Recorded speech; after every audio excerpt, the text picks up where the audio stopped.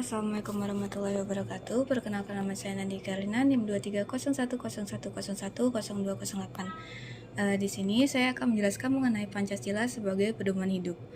Yang pertama, pedoman hidup itu apa sih? Pedoman hidup ini merupakan prinsip-prinsip atau nilai-nilai yang digunakan oleh individu atau kelompok untuk mengarahkan dan mengatur tindakan, keputusan, dan perilaku mereka dalam kehidupan sehari-hari. Jadi, pedoman hidup ini memberikan kerangka kerja moral dan etika yang membantu seseorang menentukan apa yang benar dan salah, serta bagaimana mereka harus bertindak dalam berbagai situasi. Pedoman hidup dapat berasal dari berbagai sumber, termasuk agama, budaya, filsafat, dan juga pengalaman pribadi. Apa sih fungsi dari pedoman hidup? Yang pertama, pedoman hidup ini membantu seseorang untuk menentukan tujuan hidup dan arah yang ingin mereka capai. Ini memberikan paduan tentang bagaimana mencapai tujuan tersebut dan tetap berada di jalur yang benar. Yang kedua, nilai-nilai prinsip yang dipegang seseorang sebagai pedoman hidup membantu membentuk karakter dan kepribadian mereka. Ini mencakup aspek-aspek seperti kejujuran, integritas, dan juga tanggung jawab. Yang ketiga, pedoman hidup ini berfungsi sebagai referensi dalam pengambilan keputusan. Seseorang dapat merujuk pada prinsip-prinsip ini ketika menghadapi dilema atau situasi sulit untuk menentukan tindakan yang tepat. Yang keempat, dengan memiliki pedoman hidup, seseorang dapat menjalani hidup dengan lebih bermakna dan memuaskan. Literatur menunjukkan bahwa Pancasila adalah pandangan hidup yang komprehensif, mencakup nilai-nilai etika, moral, dan sosial yang penting dalam membentuk karakter bangsa Indonesia. Menurut Noto Nanggoro, Pancasila ini adalah ideologi yang bersifat terbuka, dinamis, dan dapat menyesuaikan diri dengan perkembangan zaman. Di Indonesia, Pancasila merupakan pedoman hidup yang mengandung nilai-nilai fundamental bagi seluruh masyarakat.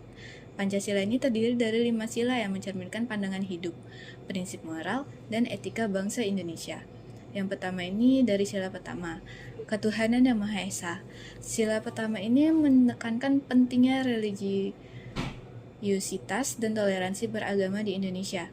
Masyarakat dari berbagai agama hidup berdampingan dengan damai.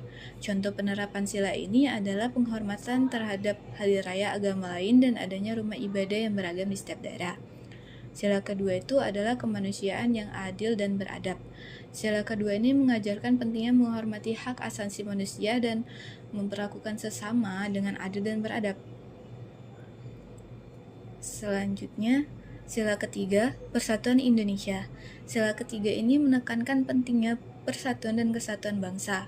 Gotong royong dalam masyarakat adalah salah satu contoh nyata penerapan sila ini, di mana masyarakat bekerja sama untuk mencapai tujuan bersama seperti pembangunan infrastruktur desa atau kegiatan sosial lainnya. Sila keempat, kerakyatan yang dipimpin oleh hikmat, kebijaksanaan dalam pemusyawaratan perwakilan. Nah, sila ini mengajarkan pentingnya demokrasi dan musyawarah untuk mencapai mufakat. Penerapannya terlihat dalam proses pengambilan keputusan di berbagai tingkat pemerintahan dan organisasi, di mana semua pihak diberi kesempatan untuk menyampaikan pendapat mereka. Kemudian, sila kelima, keadilan sosial bagi seluruh rakyat Indonesia. Nah, sila ini menekankan pentingnya keadilan sosial dan ekonomi.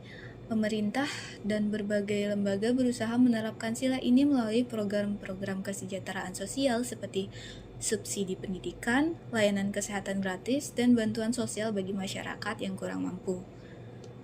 Contoh kasus Pancasila sebagai pedoman hidup, misalnya di sebuah desa ini terjadi konflik antara umat beragama yang berbeda nih.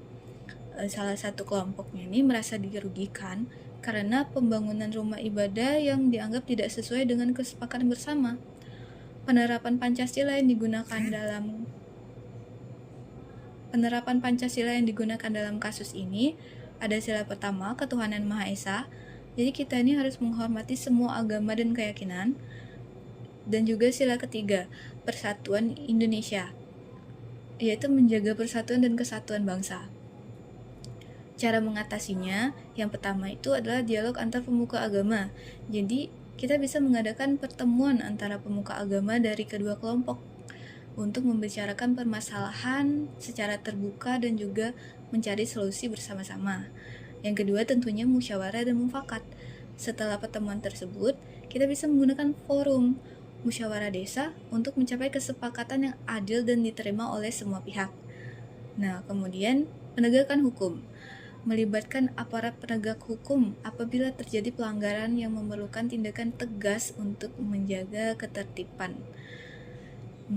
Baiklah, itulah yang bisa saya sampaikan. Terima kasih. Assalamualaikum warahmatullahi wabarakatuh.